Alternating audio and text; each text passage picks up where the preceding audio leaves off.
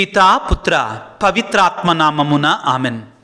ప్రభునందు మిక్కిలి ప్రియ సహోదరి సహోదరులారా, 12 సంవత్సరాలకే క్రీస్తు కొరకై ఒక వేద సాక్షిగా మరణించినటువంటి మహాపరిశుద్ధురాలు పునీత ఆగ్నేసమ్మ గారి యొక్క పండగ వాక్య పరిచర్యకై మిమ్మందరినీ ప్రేమతో ఆహ్వానిస్తున్నాను. పునీత పేతురు రాసిన మొదటి లేఖ 1వ అధ్యాయము 15-16 వచనములు.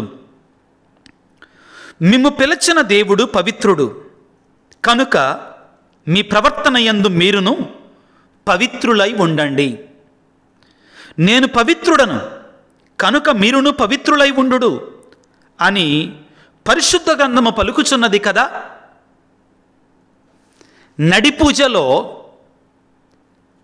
మొదటి కృతజ్ఞతా ప్రార్థనలో ఆదిమ క్రైస్తవ సంఘాలలో దేవుని కొరకై వేదసాక్షులుగా మరణించినటువంటి మహా గొప్ప పునీతుల పేర్లు కొన్ని ఉన్నాయి. వాటిలో ఒకటి పునీత ఆగ్నేసమ్మ గారు, రోమునగర ఆగ్నేసమ్మ గారు. వారిని గురించి, వారి జీవితాన్ని గురించి తెలుసుకోవటానికి ప్రయత్నం చేద్దాం. వీరు రోము నగరంలో ఒక బాగా ధనవంతమైనటువంటి కుటుంబంలో జన్మించారు. వీరి జననం 246వ సంవత్సరంలో జరిగింది. ప్రియులారా, చిన్ననాటి నుండి ఆ తల్లి క్రీస్తు ప్రభు యెడల ప్రేమను పెంచుకుంది. గొప్ప అందగత్తె, దేవుడిచ్చినటువంటి రూపం, చక్కని రూపం. పిన్న వయసులోనే ఈ ఆగ్నేసమ్మ గారు దేవునికి ఒక మాట ఇచ్చుకుంది. నా శరీరాన్ని నేను క్రీస్తు కొరకై అర్పిస్తున్నాను. నా ఆత్మను మాత్రమే కాదు, నా శరీరాన్ని కూడా నేను క్రీస్తు కొరకై అర్పిస్తూ నేను పాపము చేయకుండా పరిశుద్ధురాలుగా ఉండిపోతాను అనే ఒక నిర్ణయాన్ని తీసుకుంది.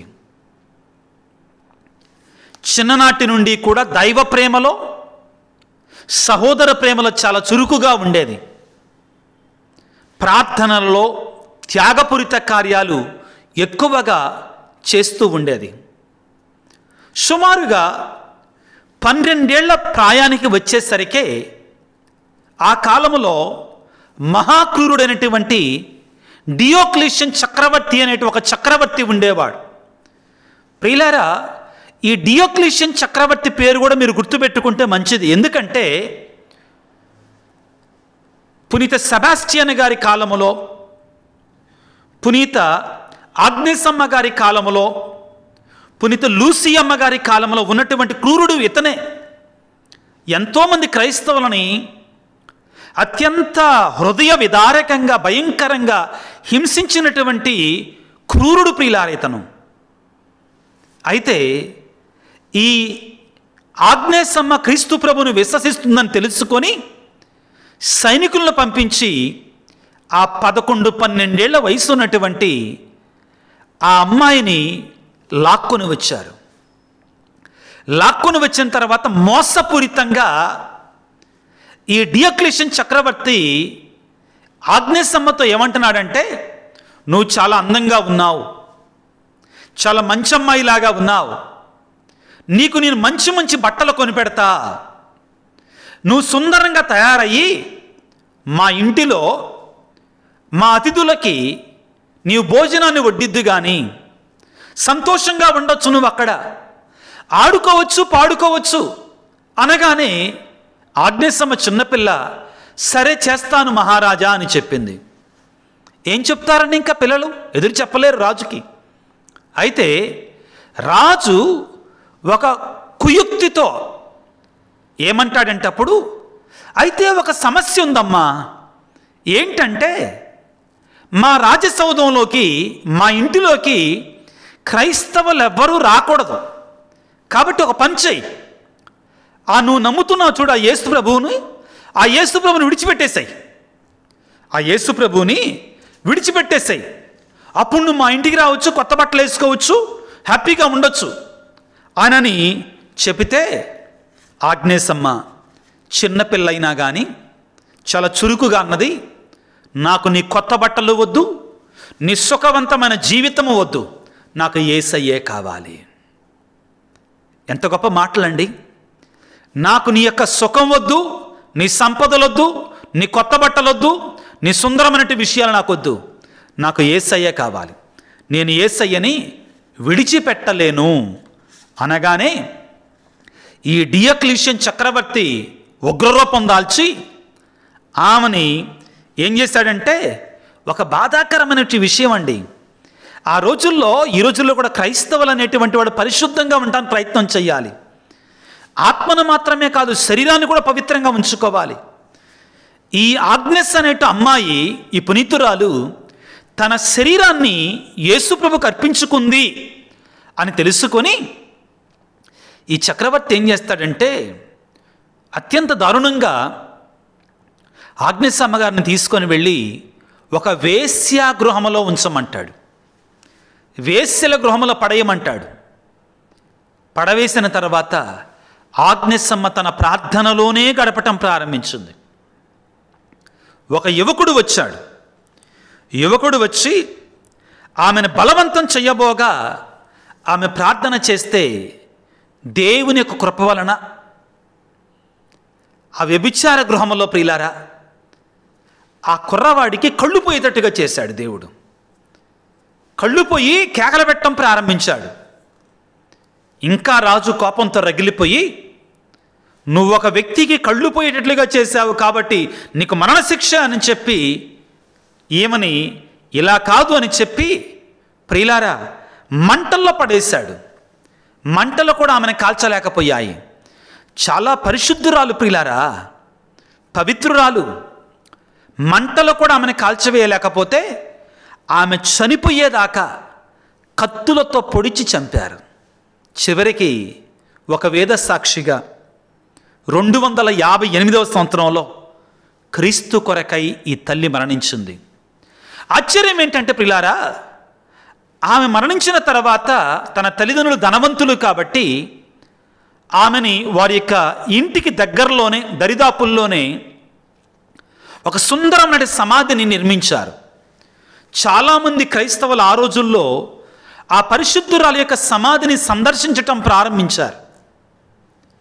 అయితే ఒక రోజున రాను రాను ఈ పునీతురాలి ఎడల భక్తి పెరుగుతుందని ఈ డియోక్లేషియన్ చక్రవర్తి అక్కడ సైనికులను కాపలా పెట్టాడు.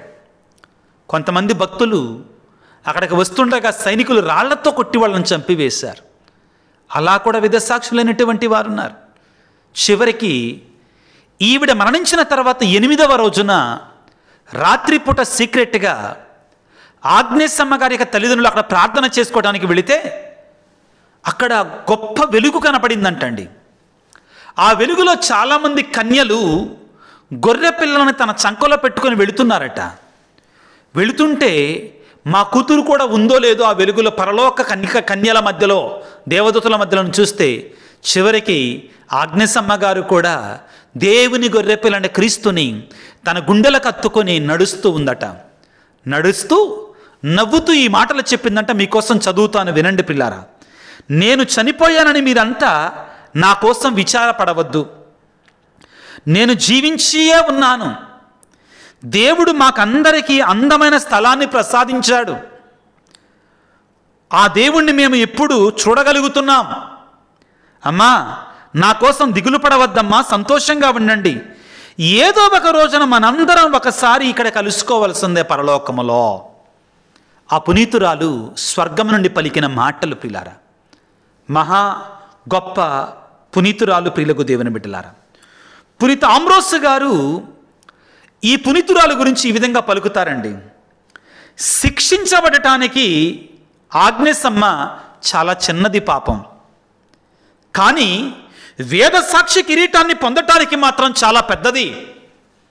శిక్షించబడటానికి, శిక్షను పొందడానికి ఆగ్నేస్ అమ్మ చాలా చిన్నది, కానీ వేద సాక్షి కిరీటాన్ని పొందటానికి మాత్రం ఈ పునీతురాలు చాలా గొప్పది అని పలికాడు. 324వ సంవత్సరంలో పిల్లల కాన్స్టంటైన్ చక్రవర్తి ఈ ఆగ్నేస్ అమ్మ మరణించినటువంటి ఆ సమాధి మీద ఒక పెద్ద దేవాలయాన్ని నిర్మించారు. ఆగ్నేసమ్మ గారు పిల్లారా ఆదిమ క్రైస్తవ సంఘాలలో గొప్ప పునీతురాలు.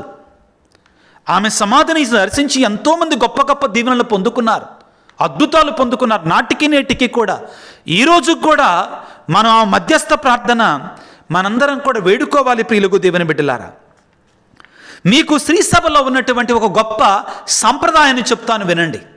ఈ ఆగ్నేసమ్మ గారి గురించి ప్రతి సంవత్సరం జనవరి 21వ తారీఖు అంటే ఈ రోజున, అంటే ఈరోజు వాక్యాన్ని మనం వింటున్నాం కదా, జనవరి 21వ తారీఖు వారి పండగ.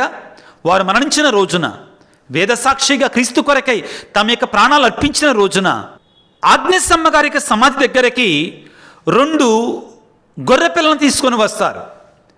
ఆ 2 గొర్రె పిల్లలని ఆగ్నేసమ్మ గారి యొక్క సమాధి దగ్గర ఈ జనవరి 21వ తారీఖున ప్రార్థన చేయించి ఆ 2టిని కూడా పాపు గారికి కానుక పంపిస్తారు. ప్రతి సంవత్సరం ఆ 2 గొర్రె పిల్లల నుంచి వచ్చినట్టు ఊలు ఉంటుంది కదండి, ఆ ఊలుని శ్రీసభ సంప్రదాయం అండిది.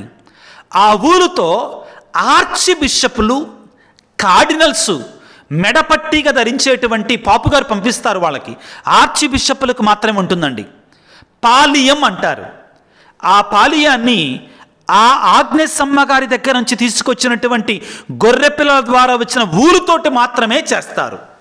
ఇది గొప్ప సంప్రదాయం. ప్రియులారా, పునీత ఆగ్నేసమ్మ గారు మహా గొప్ప పునీతురాలు శ్రీసభలో. వీరి పేరు నడిపూజలో కృతజ్ఞతా ప్రార్థనలో ఉంటుందండి. మొదటి కృతజ్ఞతా ప్రార్థనలో పునీత ఆగ్నేసమ్మ గారు గొప్ప మాటలు పలికారు. వాటిలో ఒక మాట, నీ కత్తిని దూసి నా రక్తముతో మలినపరచవచ్చు, కానీ క్రీస్తుకు అర్పించబడిన నా శరీరాన్ని ఎన్నడూ మలినపరచలేవు నీవు. నా శరీరం క్రీస్తు కొరకే అర్పించుకున్నాను. ఆమె ఒక కన్యకగా, వర్జునుగా ఆమె జీవించింది. ప్రియులారా, ఇంత గొప్ప పునీతుని దేవుడు మనకు అందించినందుకు దేవునికి స్తోత్రాలు. చాలామంది పునీతులు ప్రియులారా శ్రీసభలో వాళ్ళు, ఉదాహరణకి పునీత లూసి అమ్మ గారు, పునీత పాటలకి పాలక పునీతురాలు, నా జ్ఞాపకం రావట్ల సడన్గా, పునీత సెసిలి అమ్మ గారు, వీళ్ళందరూ కూడా ఈ పునీతురాలికి ప్రార్థన చేసుకునేవారు. అంత గొప్ప పునీతురాలు ప్రియులకు దేవుని బిడ్డలారా. మనం కూడా వేడుకుందాం. ముఖ్యంగా క్రైస్తవులమైన మనం బలహీనులం. పరిశుద్ధత విషయంలో నోటి ద్వారా, చూపు ద్వారా, శరీరం ద్వారా, క్రియల ద్వారా పాపాలు చేస్తున్నాం. దేవునికి అది నచ్చదండి. దేవుని వేడుకుందాం, దేవా నాలో పాపాలు, ఏ పాపమైనా, ఏ వ్యసనమైనా కానీ, తాగుడే కాదండి, అన్ని రకాల వ్యసనాలు, వీటికి దూరంగా మనల్ని కాపాడమని, పరిశుద్ధంగా మనల్ని ఉంచమని పునీత ఆగ్నేసమ్మ గారికి మధ్యస్థ ప్రార్థన ద్వారా ఆ దేవాది దేవుని తల ఉంచి ప్రార్థన చేసుకుందాం. సర్వశక్తిమంతుడా, సర్వోన్నతుడా, ప్రేమమయుడా, నీ వాక్యమును నువ్వు సెలవిస్తున్నావు. మేము పిలిచిన దేవుడినని నేను పవిత్రుడను కాబట్టి మీరు కూడా పరిశుద్ధులై ఉండండి అని మమ్మ ఆహ్వానించావు. మీకు స్తోత్రాలు ప్రభువా, మీకు వందనాలు. ఈనాడు మహాపరిశుద్ధురాలైనటువంటి ఆగ్నేసమ్మ గారికి పండగ కొనియాడుకుంటుండగా ఆ తల్లి ఏ విధముగా తన ఆత్మ శరీరాలని నీకే పరిపూర్ణంగా సమర్పించుకుందో, కడవరకు కూడా ఎన్ని శ్రమలు వచ్చినా, ప్రాణాన్ని అర్పించవలసి వచ్చినా తన శరీరాన్ని కానీ ఆత్మని కానీ మలినపరచటానికి ఇష్టపడలేదో, అదేవిధంగా మేము కూడా నీ బిడ్డలేగా ప్రభువా పరిశుద్ధులుగా ఉండటానికి కావాల్సిన శక్తిని మాకు దయచేయి ప్రభువా. ఈ లోకములో ప్రభువా ఈ పాపములో మేము పడిపోతున్నామయ్యా. మంచిగా ఉండాలనుకుంటాం, పవిత్రంగా ఉండాలనుకుంటాం, కానీ కొన్నిసార్లు పాపములో పడిపోయి సాతాను వశం అవుతున్నాం తండ్రి. మాకు కూడా శక్తినివ్వండి అయ్యా. పునీత ఆగ్నేసమ్మ గారికి మధ్యస్థ ప్రార్థన ద్వారా మా ఆత్మలను కాపాడండి తండ్రి. అదేవిధంగా ఈనాడు ఈ వాక్య పరిచయలో పాల్గొంటున్నటువంటి, మా కోసం ప్రార్థన చేయండి అన్నటువంటి, అనారోగ్యంతో వ్యాధులతో బాధపడుతున్నటువంటి వారు, ముఖ్యంగా ప్రభువా క్యాన్సర్ వ్యాధితో బాధపడుతూ మా కోసం ప్రార్థన చేయమని ఎంతోమంది అడిగి ఉన్నారు. ముఖ్యంగా ఒక తల్లి మెసేజ్లో వారి యొక్క సహోదరుడు భయంకరమైన వ్యాధితో ఉన్నాడని ప్రార్థన చేయమని అడిగింది. చాలామంది వ్యక్తిగతంగా బాధలలో ఉన్నారు, వివిధ రకాలైనటువంటి వ్యాధులతో బాధపడుతున్నారు. వారందరి కొరకే ప్రార్థిస్తున్నాను తండ్రి. గర్భఫలము లేనటువంటి వారికై గర్భఫలాన్ని ప్రసాదించండి. ఆర్థిక ఇబ్బందుల్లో ఉన్నటువంటి వారికి వారి ఆర్థిక ఇబ్బందుల నుంచి గట్టెక్కించండి తండ్రి. కుటుంబాలలో భార్యాభర్తల మధ్యలో ముఖ్యంగా ఎంతోమంది సఖ్యత లేకుండా జీవిస్తున్నారు నాయన. భార్యాభర్తల మధ్యలో సఖ్యత లేదు. భర్త కోపంతో రగిలిపోతున్నాడు. భార్య ఇదిగో శాంతి లేకుండా, సమాధానం లేకుండా జీవిస్తూ ఉంది. అటువంటి కుటుంబాలలో యేసయ్యా నీ సఖ్యతను ఉంచయ్యా, నీ శాంతిని ఉంచయ్యా, నీ ప్రేమను నింపయ్యా. చదువుకునే బిడ్డల కొరకై, పరీక్షల కోసం సిద్ధపడే దినాలు ప్రభువా, అదేవిధంగా ప్రభువా ఉద్యోగం కొరకై, వివాహము కొరకై ప్రార్థించమని అడుగుతున్న బిడ్డలు ఎంతోమంది ఉన్నారు. వారందరిని దీవించండి నా తండ్రి. ప్రత్యేకమైన రీతిలో ప్రభువా ఈనాడు ప్రభువా ఎవరైతే బిడ్డలు ఇక నా జీవితం ఇంతే, నా బ్రతికింతే, నేను ముందుకు వెళ్ళలేను అని వేదనతో బాధలతో ఉన్నారో ప్రభువా, వారందరి కొరకే నీ పాదాలను పట్టి ప్రార్థిస్తున్నాను. దీవించండి. వారిలో ప్రభువా ఆశను పెంచండి, నిరీక్షణ పెంచండి తండ్రి. వారిలో విశ్వాసాన్ని పెంచండి నాయన, ప్రేమను పెంచమని మా ప్రభు అయిన క్రీస్తు ద్వారా వేడుకొనుచున్నాము తండ్రి. ఆమెన్. ప్రభువు మీతో ఉందురుగాక, మీ ఆత్మతో ఉందురుగాక. సర్వశక్తి గల సర్వేశ్వరుడు పిత, పుత్ర, పవిత్రాత్మ మిమ్ము మీ కుటుంబాలను చల్లగా దీవించి ఆశీర్వదించి కాపాడుదురుగాక. God bless you. దేవుడు మిమ్ము దీవించుగాక. ఆమెన్.